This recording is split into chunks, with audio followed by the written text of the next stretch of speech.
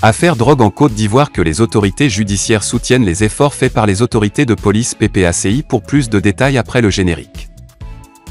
Avant de commencer, n'oubliez pas de vous abonner et d'activer la cloche de notification car cela va vous permettre de ne plus manquer à nos prochaines vidéos. C'est parti!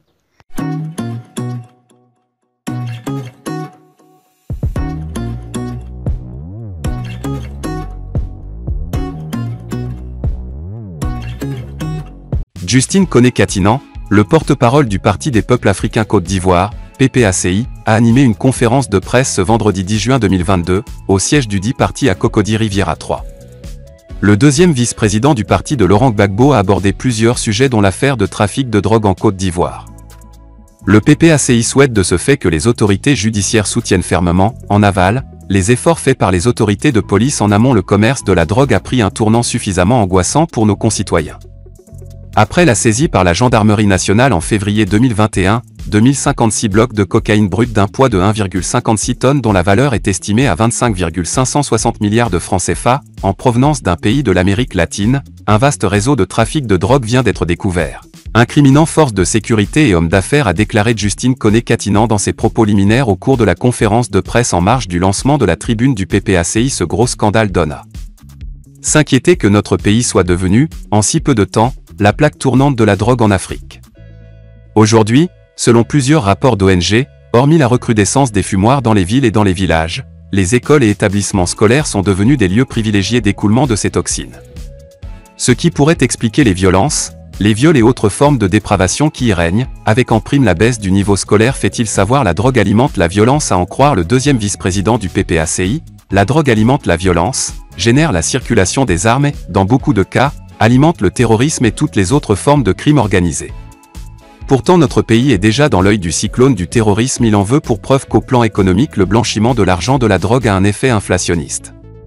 Le commerce de la drogue pourrait bien être un facteur explicatif de l'inflation que l'on observe au niveau de la Côte d'Ivoire, notamment dans le secteur de l'immobilier, un secteur qui blanchit facilement l'argent sale de la drogue et favorise la corruption. La drogue rime avec perversion. Selon Katinan, au plan social, la drogue rime avec perversion des valeurs sociales les plus importantes. Prostitution, pédophilie et dérive sociale de la jeunesse. De ce fait, le PPACI se félicite des dernières opérations de police sur la question qui ont permis d'arrêter des personnes suspectées d'être de gros trafiquants.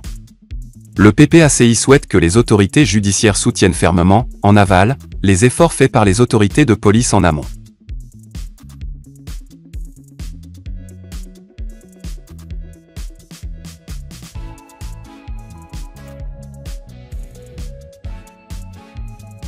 Voici ce que Gervinho pense du maillot des éléphants proposé par Jonathan Morisson. Gervinho Jonathan, invité sur le plateau de l'émission WAM de Live TV ce 10 juin, Gervinho, en répondant aux questions des internautes, a donné son avis sur le maillot des éléphants proposé par Jonathan Morisson. C'est un tout autre design comparé à celui de Puma. Il est vraiment beau. Je pense que du jour au lendemain on ne peut pas changer de sponsor comme ça, on a déjà un contrat avec Puma pour quelques années. C'est déjà bien, il faut le féliciter. On espère qu'il ne s'arrêtera pas là, qu'il continue encore dans ses projets.